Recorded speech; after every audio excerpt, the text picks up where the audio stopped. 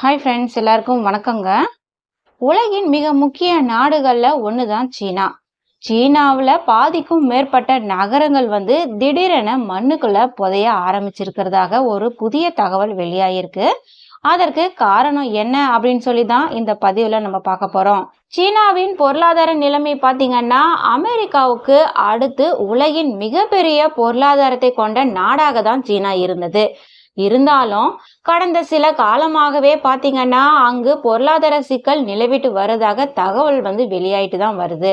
சீனாவுடைய பொருளாதாரம் இந்தியாவை விட 5 மடங்கு பெரியது அப்படின்னு சொல்லலாம். சரி, அப்படி இருக்கும்போது சீனா பொருளாதாரத்துல இப்போ வீழ்ச்சி அடைந்ததற்கு காரணம் என்னவா இருக்கும் அப்படின்னு பாத்தீங்கன்னா, COVID-19 அப்படின்றத நம்ம யாருமே மறந்திருக்க மாட்டோம். அந்த அளவுக்கு உலக நாடுகளை அச்சுறுத்திட்டு வந்தது அந்த வைரஸ். அந்த வைரஸ் பார்த்தீங்கன்னா, சீனாவிடமிருந்து தான் பரவியது அப்படின்ற விஷயம் பரவலா இருந்தாலும், சரிவர நிரூபிக்கல அப்படின்னு சொல்லப்படுது. அப்படி இருக்கும்போது, அந்த சமயத்துல சீனாவுடைய பொருளாதாரம் ரொம்பவே வீழ்ச்சி அடைந்தது. இது ஒரு பக்கம் இருக்க, மனிதர்கள் கொத்து கொத்தாக இறந்துட்டு இருந்தாங்க. அந்த நாட்டுல மட்டும் இல்லாம உலக நாடுகளுக்கு இது பரவ செஞ்சது. அப்படி இருக்கும்போது உலகத்துல இருக்கிற ஒவ்வொரு நாட்டிலுமே இறப்புகளின் விகிதம் அதிகரிச்சுட்டு தான் வந்தது. சரி, இது ஒரு பக்கம் இருக்க, இதுக்கு நடுவுல பாத்தீங்கன்னா மற்றொரு தகவல் சீனா கிட்ட இருந்து வந்திருக்குது.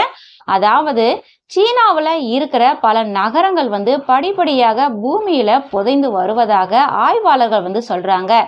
50க்கும் மேற்பட்ட சீன ஆய்வாளர்கள் நடத்திய ஆய்வுல இதை கண்டுபிடிச்சிருக்காங்களாம். இந்த நிகழ்வை ஆங்கிலத்துல லேண்ட் சப்சைடன்ஸ் அப்படின்னு சொல்லிட்டு கூப்பிடுவாங்க. சீனாவின் முக்கிய நகரங்கள்ல கிட்டத்தட்ட பாதி நகரங்கள்ல இந்த பிரச்சனை இருக்கிறதா சொல்லப்படுது. சரி, சீனாவுல கட்டுமானம் அதிகரிச்சு இருக்கிறதுனால இந்த நிகழ்வு ஏற்பட்டிருக்கா அப்படின்னு பாத்தீங்கன்னா, பொதுவாவே பூமியின் மேற்பரப்பு படிப்படியாக புதையுது அப்படின்ற ஒரு நிகழ்வை தான் ஆய்வாளர்கள் லேண்ட் சப்சைடன்ஸ் அப்படின்னு சொல்றாங்க. அதாவது சீனாவின் பொருளாதார வளர்ச்சிக்கு கடந்த சில தலைமுறையாகவே அங்கு நடந்த கட்டுமானங்கள் முக்கிய காரணமாக இருக்கலாம். ஆனால் இப்ப பாத்தீங்கன்னா அந்த அதிகப்படியான கட்டுமானங்களே சீனாவுக்கு எதிராக திரும்பி இருக்குது அப்படின்னு சொல்லப்படுது. சரி, அப்படி சீனா முழுவதுமே இந்த பிரச்சனை பரவலாக இருக்குதுன்னா அப்ப என்ன பண்ணணும் அப்படின்னு சொல்லிட்டு ஆய்வாளர்கள் சொல்றாங்கன்னா, நகர்ப்புறத்தை திட்டமிட்டு செய்யணும். அதனுடைய உள்கட்டமைப்பு குறித்து ஆய்வாளர்கள் சிந்திக்க வேண்டிய சூழல் ஏற்பட்டு இருக்குது அப்படின்னே ஒரு விஷயத்த முன்வைக்கிறாங்க. நகரம் இப்படி மெல்ல மண்ணுக்குள்ள புதைவது பாத்தீங்கன்னா பல கோடி மக்களை ஆபத்துல தள்ளும் அப்படின்னு சொல்லிட்டு ஆய்வாளர்கள் எச்சரிக்கிறாங்க. இப்படி இருக்க போக சீனாவுல இருக்கிற 82 நகரங்கள்ல இது தொடர்பா அவங்க ஆய்வு நடத்தியிருக்காங்க. அதுல அவங்களுக்கு கிடைச்சிருக்கிற புள்ளி விவரம் பாத்தீங்கன்னா, 45% நகரங்கள் ஆண்டுக்கு 0.1 இன்ச் என்ற ரேஞ்சில மண்ணுல புதையதான். சில நகரங்கள் ஆண்டுக்கு 0.4 இன்ச் என்ற வேகத்திலும் மண்ணுல புதைவதாக ஆய்வாளர்கள் கண்டுபிடிச்சு சொல்லியிருக்காங்க. இந்த வேகத்துல நகரங்கள் மண்ணுல புதைவது பலவித பாதிப்புகளை ஏற்படுத்தும் அப்படின்றது ஒரு பக்கம் இருந்தாலும், நகரத்துல இருக்கும் உள்கட்டமைப்பை இது கடுமையாக பாதிக்கும். இதனால தாழ்வான கடலோர பகுதிகளில் வெள்ள பாதிப்புகள் மோசமாகும் அப்படின்னும், இதனால மக்களின் இறப்புகள் அதிகரிக்கும் அப்படின்னு சொல்லிட்டு ஆய்வாளர்கள் எச்சரிக்கை விடுத்திருக்காங்க. சரி, இதற்கு காரணம் என்னவா இருக்கும் அப்படின்னு பாத்தீங்கன்னா, சில முக்கிய காரணங்கள் அவங்க சொல்லியிருக்காங்க. முதல்ல என்ன அப்படின்னு பாத்தீங்கன்னா, நிலத்தடி நீரை ஓவரா உறிஞ்சி எடுக்கிறது தான். அடுத்தது பாத்தீங்கன்னா, நகர்ப்புறங்கள்ல குடிநீர் மற்றும் தொழிற்சாலைகள் தேவைக்காக அதிகப்படியான நிலத்தடி நீரை எடுக்கிறது தான். இப்படி அதிக நிலத்தடி நீரை எடுக்கிறதன் மூலயமா நிலத்தடி நீர் மட்டத்தை மட்டும் பாதிக்காது.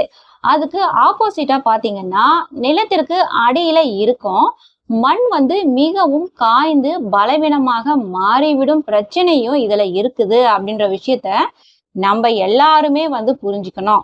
அதே போல நகரங்கள்ல மேற்கொள்ளப்படும் அதிகப்படியான கட்டுமானமும் இதற்கு முக்கிய காரணம் தான். இதுல முக்கியமான ஒரு காரணம் என்ன அப்படின்னு பாத்தீங்கன்னா, பெய்ஜிங் மற்றும் யான்ஜிங்ல இருக்கிற முக்கிய நகரங்கள்ல நடக்கும் வேகமாக நகரமாக்குதல் மற்றும் தொழில்துறை வளர்ச்சி இந்த பாதிப்புகளை ஏற்படுத்துது அப்படின்னு சொல்லப்படுது. அதாவது இந்த நகரங்கள்ல உயரமான கட்டிடங்கள் மற்றும் பெரிய பெரிய சாலைகள் வந்து நிலத்தின் மீது கூடுதல் அழுத்தத்தை ஏற்படுத்துது. இத்துடன் நிலத்தடி நீர் மட்டமும் குறைவது பாத்தீங்கன்னா பாதிப்பை மிகவும் மோசமானதாக மாத்துது. இந்த பிரச்சனையால நீண்டகால பாதிப்புகள் ஏற்படும். சீன ஆய்வாளர்கள் இந்த பிரச்சனைக்கு என்ன சொல்றாங்கன்னா, இதை சரி செய்யறதுக்கு எங்களுக்கு நீண்டகால நடவடிக்கை வந்து தேவைப்படுது. குறிப்பாக நகரத்தை எப்படி திட்டமிடணும் அப்படின்றதையும், மொத்தமாக மாத்தணும் அப்படின்றதையும், வேகமாக புதையும் நகரங்களை கண்டறிந்து உடனடியான நடவடிக்கை வந்து எடுக்கணும் அப்படின்றதையும் ஆய்வுகள் மூலியமா நாங்க தெரியப்படுத்துவோம். அது மட்டும் இல்ல, நிலத்தடி நீரை வரைமுறை இல்லாம எடுப்பதை கட்டுப்படுத்தணும் அப்படின்ற ஒரு கருத்தை வந்து முன்வைக்கிறாங்க. சீனாவின் இந்த ஆய்வு பாத்தீங்கன்னா உலகத்திற்கு ஒரு எச்சரிக்கை மணியாகவே நம்ம எல்லாருமே எடுத்துக்கணும். இப்படி இருக்க இந்த நிலைமை நம்ம நாட்டுக்கும் வரக்கூடாது அப்படின்னு நம்ம நினைச்சோம்னா இதை சுதாரிச்சுட்டு உரிய நடவடிக்கை எடுக்கணும். அப்படி எடுக்கலைன்னா இந்தியா உட்பட அனைத்து நாடுகளிலும் பேரழிவை தவிர்க்கவே முடியாது அப்படின்ற கருத்தை வந்து ஆய்வாளர்கள் வந்து முன்வைக்கிறாங்க. பெரும்பாலான நாட்டுல பாத்தீங்கன்னா இந்த மாதிரி தான் அளவுக்கு அதிகமான நிலத்தடி நீரை வந்து உறிஞ்சுறது ஒரு பிரச்சனையாவே இருக்குது. தயவு செய்து எல்லாருமே புரிஞ்சுக்கோங்க. இன்னைக்கு தேவை நம்மளோட முடியக்கூடாது, அடுத்த தலைமுறையும் தொடரணும் அப்படின்றத நம்ம எப்போதும் மறக்கக்கூடாது. இந்த ஒரு பதிவு உங்களுக்கு பயனுள்ளதாக இருந்துச்சுன்னா மற்றவங்க கூட ஷேர் பண்ணுங்க, லைக் பண்ணுங்க, கமெண்ட்ஸ் இருந்தால் பண்ணுங்க. அடுத்த ஒரு நல்ல வீடியோவுடன் நான் உங்களை சந்திக்கிறேன். நன்றி, வணக்கம்.